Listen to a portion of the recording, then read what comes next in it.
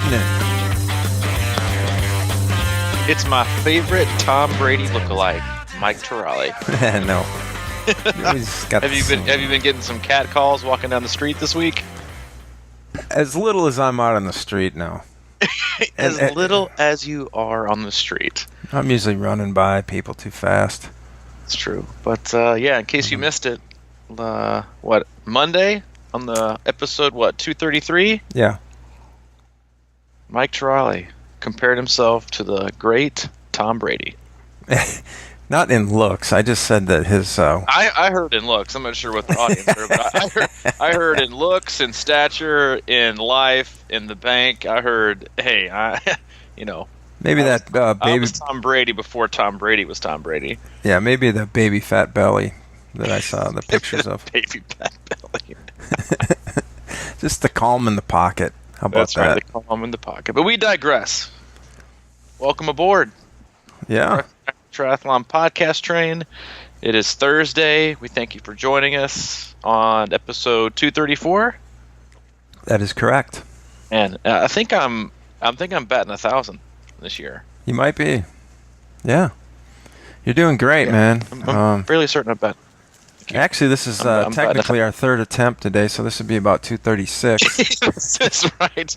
Isn't that life though? We could probably actually take credit for this actually being 237. Yeah. Because we tried participation ribbons for doing things these days, but not having done it earlier, it did give me a little more time to think about some solid topics for today. Well, that's good to know, because all I had was I was just going to talk about how I saw the mail or the postal clerks out there delivering mail, and I thought the government was shut down. Did you know? I didn't know that a post office truck or van or wherever there is the only vehicle that cannot be pulled over. Oh. Can't pull it over for any reason. Speeding or not speeding, can't pull it over. Really? Yep. Huh. I believe you. I just the power of suggestion. Don't quote me on that, but I'm fairly certain I've heard that. You can't come off that strong and then say don't quote me. I'm fairly certain. I'm not gonna. I was already texting my mom. I will say book it, because I've heard that before, and I feel like somebody told me it was such the power of suggestion that I think I have it tattooed in like my lower back now or something, because I was so mind blown. I was like, I should live by this. Oh, yeah. Well, those trucks probably don't go fast enough to get pulled over. That's probably true. But yeah, so I don't think they can get pulled over. But anyway, back to the fact that you don't have anything to talk about today. No, I've got stuff to talk about. Okay, well, why don't you hop in on theory, actually? Oh, well, then let's pump the brakes on anything and everything that's going on, because as we know, the audience loves your theories, and I do too. So I have a theory too. Okay. But I'll go after you, because you're the king of theories. You run the theory portion of the podcast. So, Mike Terrale, the floor is yours. All right. So, FTP. Yes. Heard of that one? Guilty. I've heard of that one. Yes. Yeah. Okay. Well, just in the kind of there's been as you know, I am the chief administrator of the new C26 Club program. Yes. If you haven't heard about that yet, you can go to crushingiron.com and go to the club tab. It's $299 for the whole year, access to all of our training plans, and a custom 12-week plan going into your A race, along with a phone consultation and some, pretty solid back and forth feedback on Training Peaks through commenting from me. But anyway, so over, the last few weeks, there's been several inquiries about, hey, I think I should do an FTP test, and or what do you call those when in the running? Threshold, or what do you call them? People call them a lot of things. I mean, it can be like a run test, a threshold test. There's a lot of different verbiage you can use for all kinds of tests in terms of swim, bike, run. But I would say a threshold test would be something you could probably use across all three sports. Okay. Well, I am going to suggest that 90% of triathletes should probably just forget about those things. I would raise that to maybe 99%. Okay. So I But wasn't tell me your thoughts. Tell me your thoughts behind why. well. Okay, and it stemmed from a recent run that I had, Okay. where as you know, I've been taking it slow for the most part, doing a little bit of short interval work here and there, and feeling really good, feeling optimistic about my progress and progression through different lengths, and just feeling better in general all across the board, looking forward to workouts more often, all of these good things. And then a workout showed up, and this is not an FTP or a threshold thing by any means, but it was a interval. There goes Maddie. She's just fired Preach, up. Maddie, preach. See? She is fired up about FTP. But anyway, so the intervals were only 5 minutes, and they were a marathon pace. Okay. So at this time of the year, can you hear her? I cannot hear anymore. No. Oh, okay. So she's outside doing it. But who's the lucky man, lucky lady? I know, lucky man next door, Yeah. the big dog. So at this time of year, I'm sitting there going, okay, marathon pace. What the hell is that for me right now? So I went into it with the idea that I'm going with what my marathon pace feels like right now, whether as opposed to what I think my marathon pace could be. That's a good call. You're off to a good start. Okay. But so anyway, I went out, and it was kind of it's pretty slow. But it was there's 3 intervals, and the first one I intended to go very slow for just because, and then I was going to kind of negative split in the 3 intervals, hopefully. But as I found, as I got through them, I realized that I was pushing myself probably just a little bit too much, and marathon pace is nowhere near FTP or any of that kind of business. So what happened by the end of the run, I had that feeling. You know what I'm talking about? The feeling. It's kind of like your body has been through it. Oh, I've had those. So It's kind of like you're off. Yeah, so kilter. you're going through you're just totally out of whack. Out of whack. System overload, out of whack, disgust, your body's disgusted with you. Exactly, yeah. And yeah, I've been there. I wasn't all the way there, but I was in the ballpark. Yeah. And it occurred to me as why? Why would I, especially, as I'm getting older, it's why would I push myself beyond certain quote-unquote thresholds and into areas where, unless you're doing that kind of stuff a lot and younger, it makes no sense. It makes no sense whatsoever. I mean, especially if you're in a good training groove and all these kinds of things. So what I thought about was, why on earth would we want to go out and just absolutely try to destroy ourselves just to see what our max peak is? Almost because your heart can beat 250 beats a minute or whatever the cocaine high level of heartbeat is. Why would you go there? I think Pete. Well, I think there's a couple of takeaways from that, and so you're talking about threshold for running. And a lot of people are overly obsessed. I think to an extent they're even more obsessed about their their actual their functional threshold power on the bike versus their threshold with running. Right. I think a lot of people like to tout their power numbers, and then you're like, oh, what's it? Go out and run a 10K all out, and they're like, no thanks, I think I'll pass. But everyone loves. So the reason everyone loves to test is they want that instant feedback of, I'm doing it right, I'm seeing improvement, even if, and we've talked about this before. Sometimes I think I've talked about it ad nauseum. There is a good time and a place for tests. My 2 favorite times a year to test, and because some coaches will make you test every 8 to 12 weeks, which I think is totally asinine. because to expect to get some gigantic gain in 12 weeks, that's going to be able to produce something like, and I've talked about this before. I just flipped up my zones real quick as you were chatting away. Mm-hmm. My zone, so my threshold right now is 285 watts. My zone 4 ranges from 260 to 302. So for me to see, and my zone 3 goes from 217 to 258. We're talking like 35 to 45 watt in each zone. In order to see a jump big enough in your threshold to make any kind of substantial change in your zones, it's going to make a gigantic difference in prescribing your own workout, you're going to have to see like a 20 to 30 watt jump in your functional threshold power.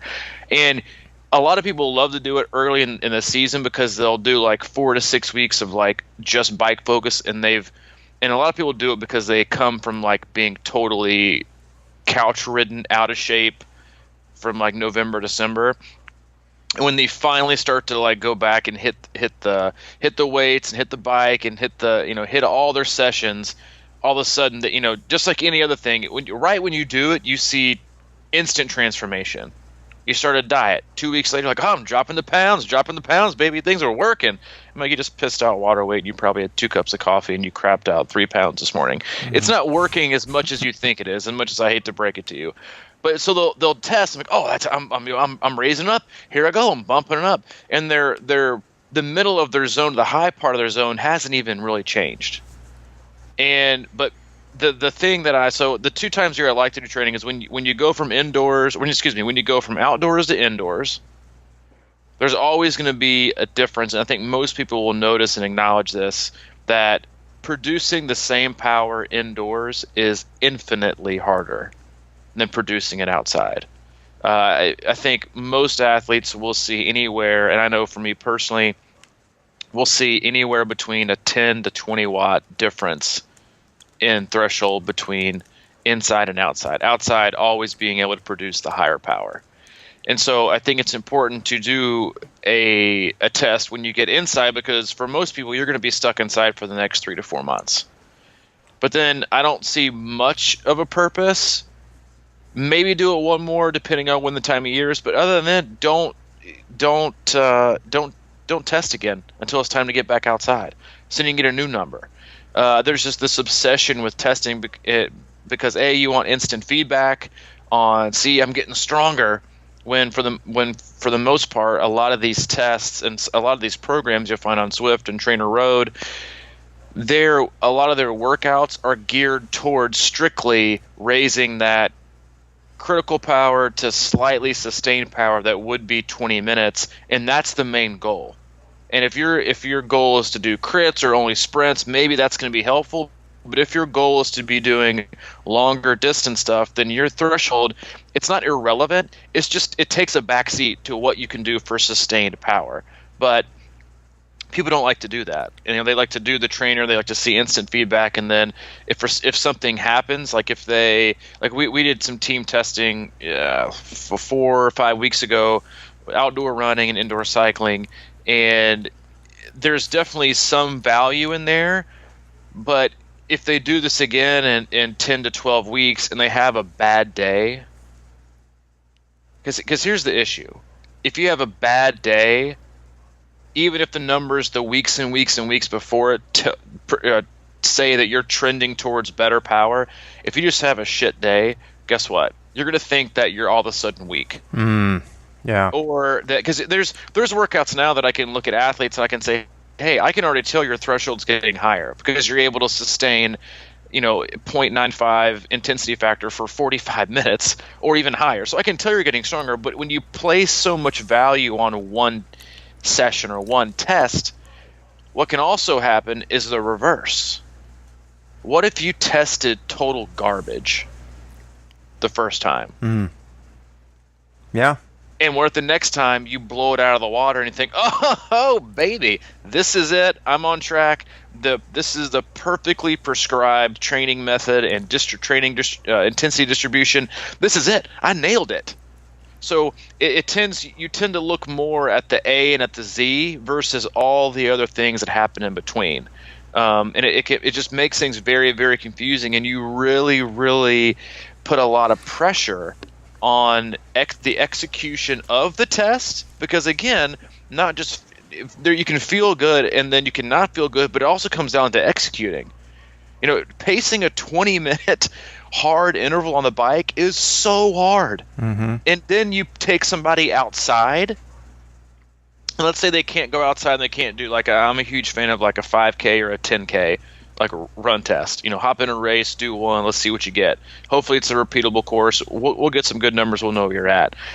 But putting somebody out there alone, like I had somebody today that texted me and was like, hey, I went out to do a 5K time trial and I chose a pacer to pace with me and I totally bonked at mile 1. Our first response was, why the hell did you bring a pacer? But you just put this huge amount of pressure on the athlete to execute it perfectly. And then you're going to base their execution on that day and those numbers for the next however many weeks until it's time for you to test again. That's why, again, I'm so much more of a fan of trends over tests. But I think the testing part, back to your original thing about just being shattered, I think people like that.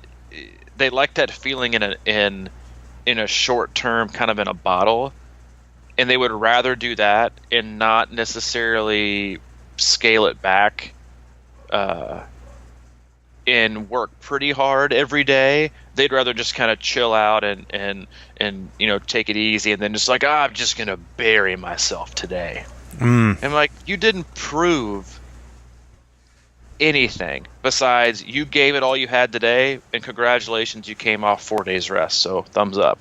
It's like, what do you expect versus the athlete who may not have produced the same but hasn't missed a session in 4 weeks. Like, there's so many people that give themselves all this extra credit for nailing these workouts, and I'm like, dude, what did you expect?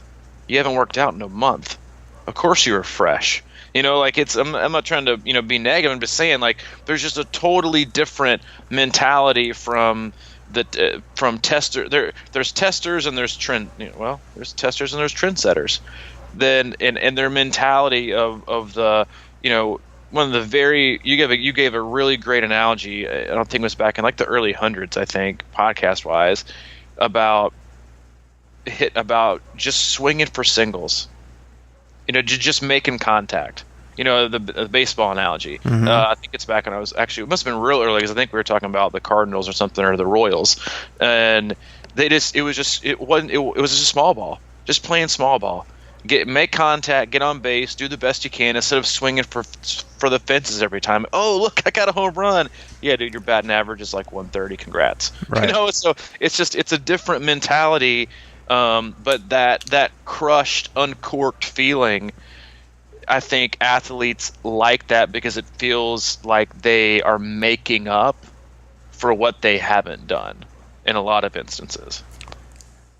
That analogy kind of plays here, because I've been a lifelong baseball fan. I'm kind of old school in that regard, and I think I bring that into triathlon, obviously. Yeah. But I think these statisticians are ruining baseball, actually. And, because like you said, it's like you go for a home run. You got a guy that can hit home runs every once in a while, but he's hitting about 210, striking out 180 times a year, 200, whatever. And to me, those players are not that valuable. I mean, because if you look in the end, it's always the teams in the World Series that can play small ball, that can get it done. And that, if you use that if you use the World Series or whatever as an analogy for, your Ironman or your big race of the year, if you're swinging for the fence all season and you come into the big pressure cooker of what is your A race, and you're not used to swinging for singles, your odds are, you could really create a problem there if you don't know how to handle that small ball thing approach to racing. So I guess my point earlier was just and of course I do tend to think of things in terms of Ironman distance or half, but usually I think in terms of full, because that's usually going to be my A race of the year. And I go back to these things like, what do they matter? what does it matter if you can move? Like you made a really good point about if you're racing crits and that's your thing, you're cycling and you're really going to be pounding the bike and whatever, but unless you can weave together the nuances of all three sports and have that discipline and consistency and ability to hold it, what's it matter? I mean, how, at least I don't know, man. I because I explored power last year a little bit before my race just to have it or whatever, and I did an FTP test, and I was during peak Ironman training, and I just went out there and I wanted to do it and just see what it was, and it really threw me down for a couple days, 2 or 3 days, and that's just me. Maybe it doesn't happen to everybody, but I mean, I left it out there, and I think most people try to do that. And then I had this number, and I'm like, well, what the hell is this? I know we had to talk about it a lot. Yeah, but I'm a little bit on the other side of the coin with that stuff. The point is like I hear everybody going, well, I'm gonna ride at 170 today and whatever, and then they end up like just bombing the marathon anyway. So it's like maybe you should just ride at 150. It's well, they don't want to hear that. No, I know, you know what I mean. You always say that. It's everybody wants to hear that high number the couple days before. When you're coaching, you meet with these people, your athletes, and you kind of give them that final decision based on. I think you use a lot of info like trends. The funniest thing about it is that I love power because it's so definite. Like it's whether you have a high heart rate or not heart rate, sleep or no sleep, stress or no stress, it shows you what you're producing regardless. It's power is power, and it's the amount that you can produce. Whereas heart rate has so many different variabilities. What time of day are you taking it? Did you get a lot of sleep? Have you had any caffeine? Are you super stressed? Like there's so many things, and it can vary. Power is just what it is. And here's the thing about power that I think people just don't understand sometimes. You either got it or you don't. You can either push a power or you can't. And in order to know that, guess what, guys? You got to do it. You got to go out in training. You got to go out on these long rides, and you have to show me. You have to show your work or your kilojoules. You have to show your work that you can hold this. Don't tell me because you have a 300 FTP and 70 and general thinking says, well, I should be able to hold 75% of that.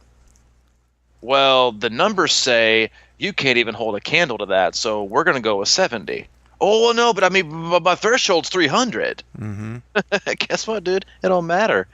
Or the flip side, like Wes Keane, great example. Last year he kept asking me, he was like, are we gonna do another test? Are we gonna do another FTP? I was like, no, dude, just you keep riding. And we never changed his FTP through like his 70.3s, and his IF getting higher and higher and higher as I would ask him to like do these specific intervals within these longer rides. And it's like I can see what you can do, what you actually can do. Not what the charts and the numbers say you should possibly be able to do, but I can see your work, and then that's how I take, and I've talked with you about this before as you were getting into coaching, is how the specific rides that I look at, 2.5, 3.5 hour rides for 70.3. I ask him to do these intervals, and then I take a number at the end, and then I usually subtract a specific amount. Because that's where other things. That's where the perspective also gets lost with athletes. Like, oh, dude, I pushed 200 on that last long ride, dude. I pushed 200. I felt great coming off the bike. You ran for 20 minutes, dude. Relax. Mm-hmm. I'm asking you to, bike fresh and then run a really hard marathon. Or same for 70.3. We want you to be able to run your. The point of the bike is to be able to run your fastest X distance of the run.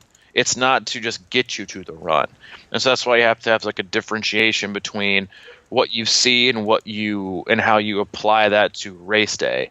But the same could be said for paying attention to I think Maddie's done outside. That was a good one. She's still out there. She's still out there. The same could be said for paying attention when especially ladies, we've talked about this before, most ladies, that have power when they train, they can go way over what most dudes can do. They just can. They can hold it for a longer period of time. So it's very much a you either can or you can't.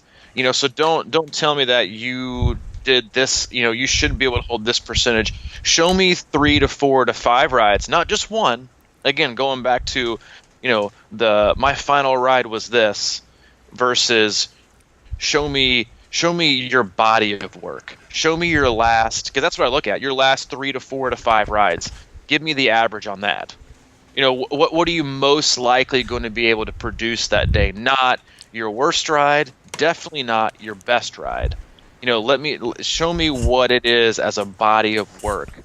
And the whole body of work is what so many people just tend to not absorb and look at. They just want to look at the test and the number and apply it. And it's just not that black and white when it comes to prescribing watts or even intervals in training.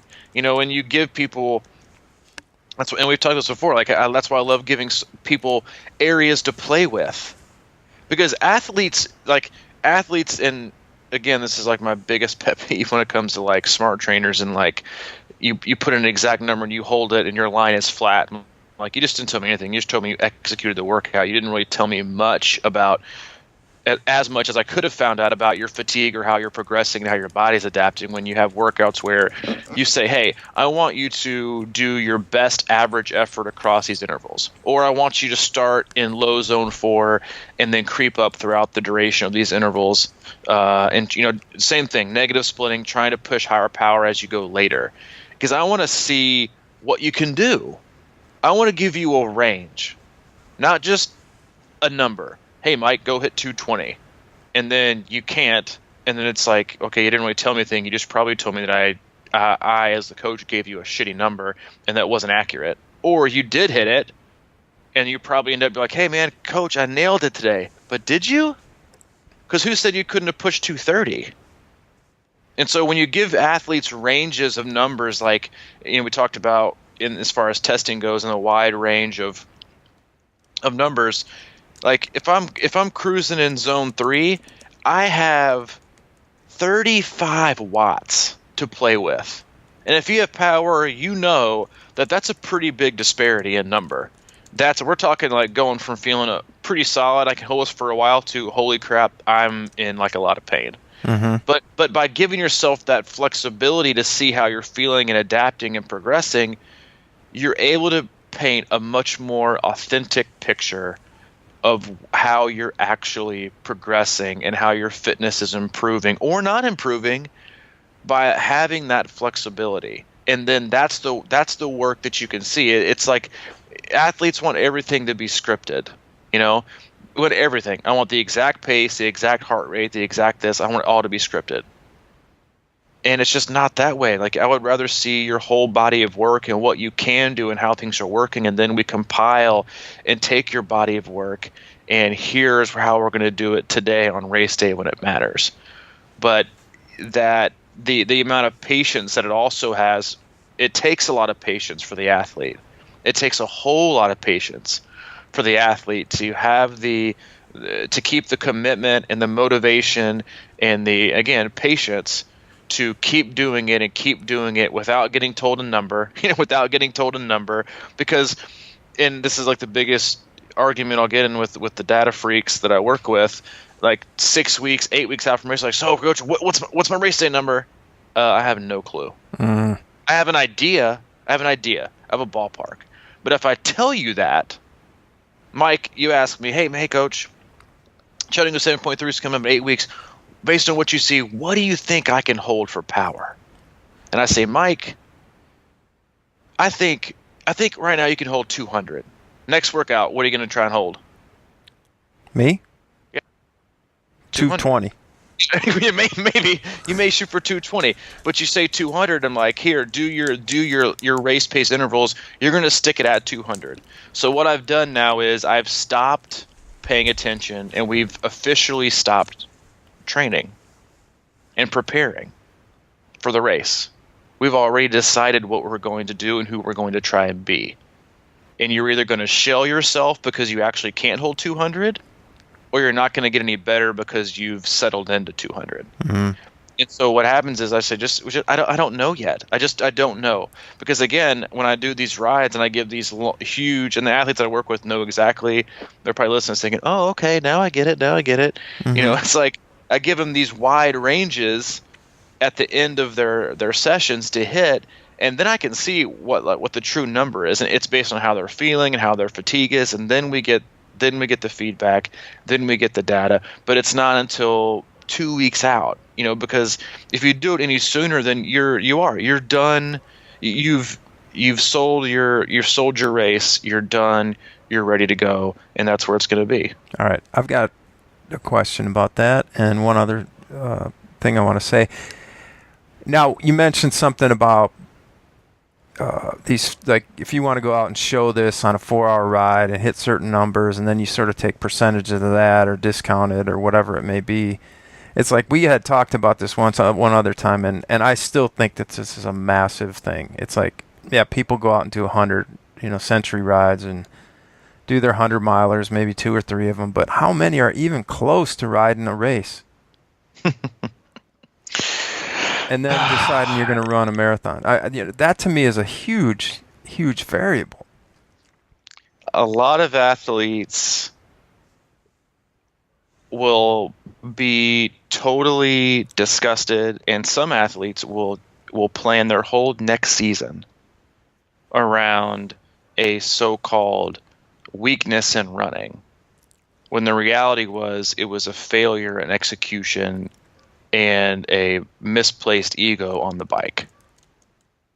And so many things can be fixed with practice, with preparation, with understanding the why and how things can be controlled on race day, and to know back like, oh, I totally got this.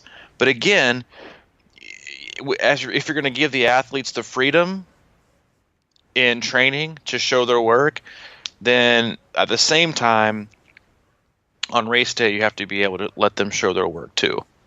And because it's not as much as we all want to say it's always an exact science 24/7. The human element comes into play every time you wake up on race day. You either got it or you don't got it. And sometimes you might really, really have it. And if you do, then push the needle and see what happens. Like I always kind of give that as a caveat when I send out like the pre-race emails. Like, if you got it, you got it. And it's just, I'm not going to be there. You and I aren't going to be there in the sidecar checking your watts. Like they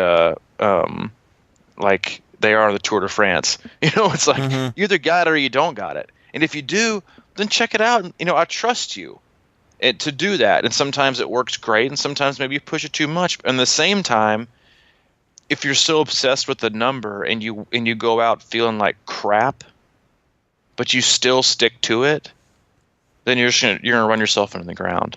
And you're gonna be in survival mode the last 20 miles in the bike. I remember that feeling at Chattanooga 70.3. I felt like garbage the first 45 minutes of that ride. I'd wanted to shoot somewhere between 220 and 230 for my ride.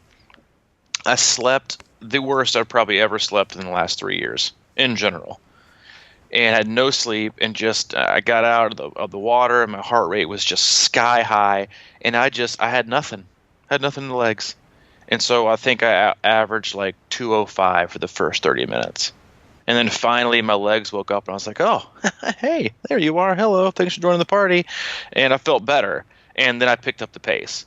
But I know that if I had just been so stubborn and so set on holding that number, then after 45 minutes, my feeling never would have come back of I feel good.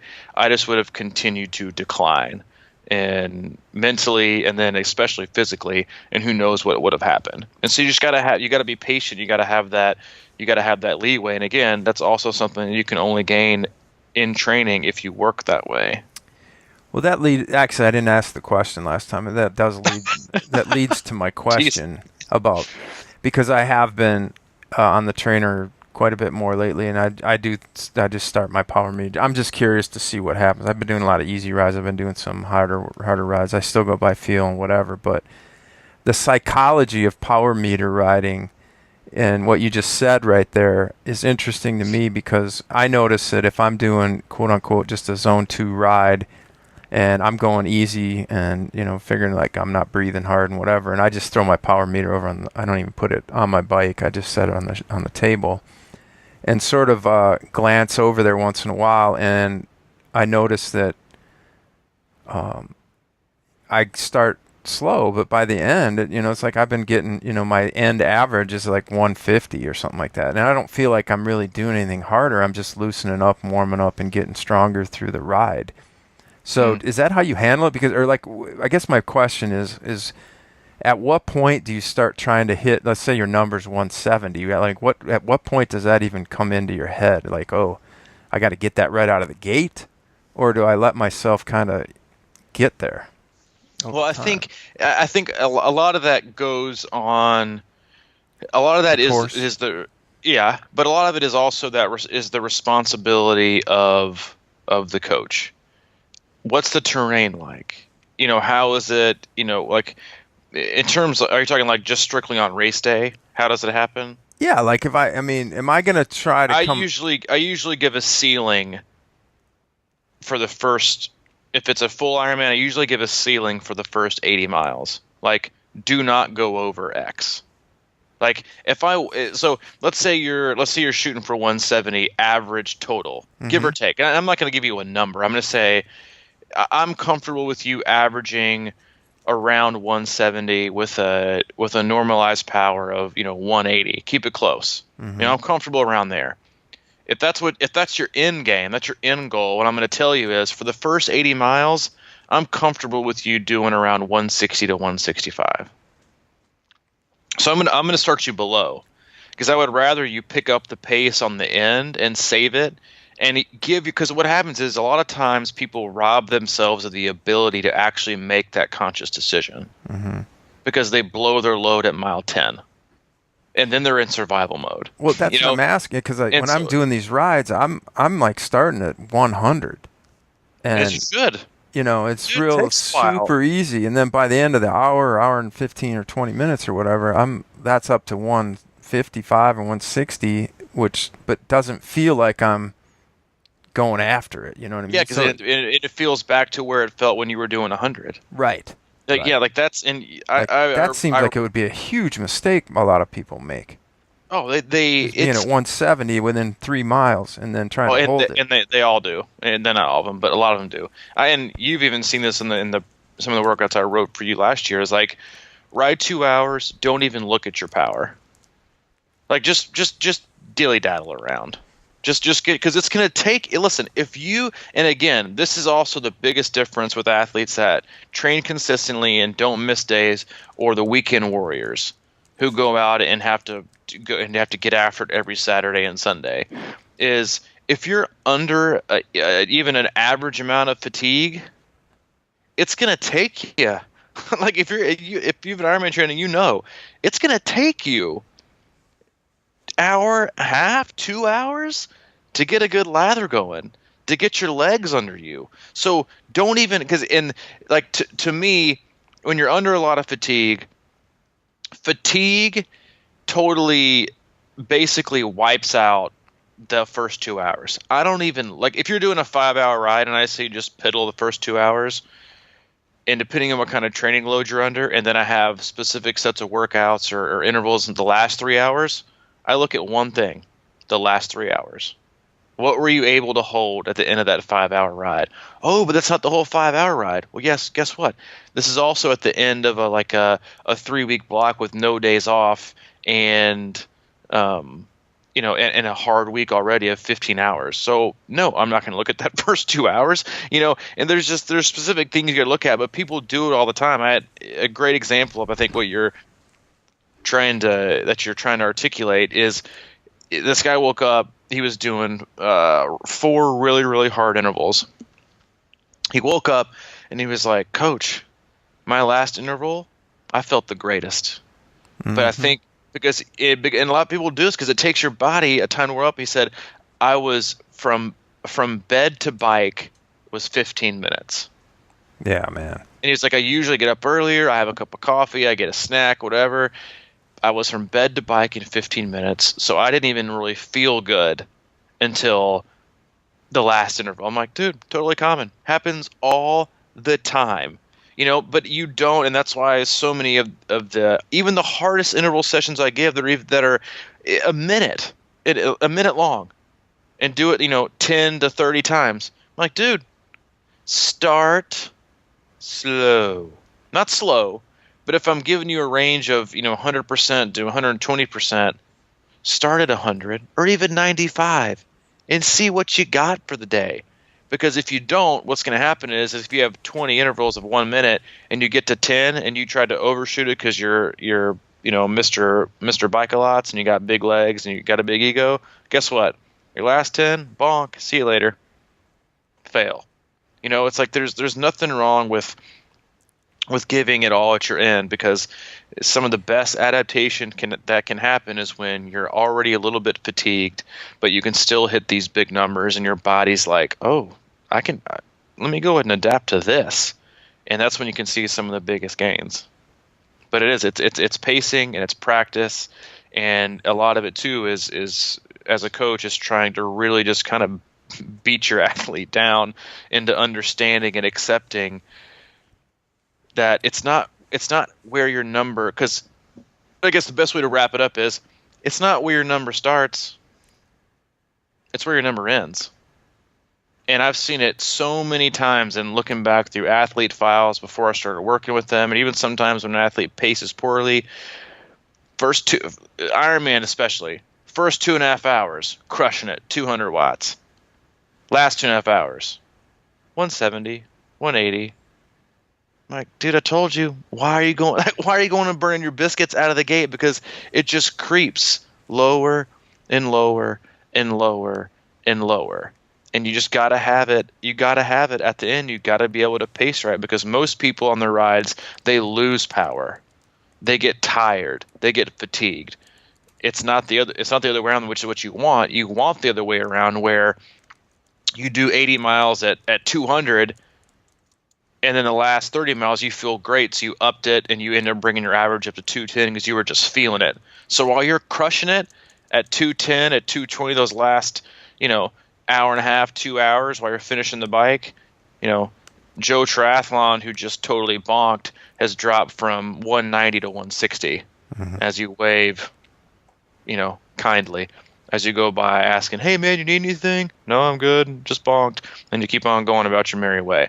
It's something that takes practice and a whole lot of patience. And it takes a smart athlete. There's no coaching out there, period. There's no substitute for a smart athlete. Nothing. There's no substitute for having an athlete that is smart and patient and willing to execute their plan and totally disregard everyone else on race day. There's no substitute for that. I agree, man, because there's two strategies. Both of those examples that you just cited, they may end up having the same bike split. But coming off the bike, just holding on by the, skin of your teeth, and just if you go out hard and save that time up front and you end up, you know what I mean? Like, yeah, but exactly. Who's going to be feeling it for the run? Exactly. Yeah. It's like you can have that. You can. There's that. A lot of people do that in the run too. They'll go out. I mean, well, that happens all the time in the run. But you can if you can run hard for, 16 miles and then just trudge the last part of that marathon, you may end up having. That's the thing too. And we'll talk about this another day. But you said it too. Is so many people go out fast on the run because they already know one thing. They're going to finish. No. I mean, yeah, they do. But they know they're going to walk anyway. Oh, yeah. Let's see how long I can hold this. That's it. I know I can't run the whole thing, or I don't have the patience to try to not run fast right now to try to run the whole thing. I'm just going to run until I can't, then I'll just walk it in. I'll be good. All the time. Happens all the time. Because, again, like you said, right there when I said no, it's true. They know they're going to finish. And so it gives a little bit of I think a jolt. It's like, can't nobody stop me now. I got it. I'm going to cross that finish line. I'm going to do my thing, and I'll be good. Because you're kind of, it's you're going to finish for the most part. But most people start off like a canon because they know they're only going to have to run for a short period of time anyway, and they just don't have the patience to stick it out to see if they can run the whole thing. Again, it's about patience. You're right. Well, hey, buddy, I know you're on vacation. Thank you for making the time for this podcast. I make time for you and the people and Maddie and her late night exploits all the time. So we're going to cut it just a hair short here, but, this is a vacation podcast. It is a vacation podcast, but we appreciate you joining us, and I hope that was a Mike Theory beneficial podcast. And we'll catch you on Monday with some more goodness. Absolutely. Well, enjoy the sunny warmth of Florida. I will. I'm gonna go hang out with Donald, and I can't. Hayden doesn't like Donald. He does not like Donald. Donald, Goofy, and Mickey. He is like not having it. Really? Yeah, he's like I don't like Donald. I'm like, I don't like Donald either. He's like, I don't like Goofy. I'm like, dude, if you don't like him, I don't like him. I'm like, but I like Pluto. He's like, oh, I like Pluto too. And he goes, I like Daisy. She's cute. I was like, it's my boy. There you go. Yeah, I'm like, hey man, you like him? You like him. If you don't, you don't. You don't gotta like characters at Disney to go. But yeah, so it'll be fun. But yeah, nice time, and we'll try to bring you another vacation cast next Monday. All right, man.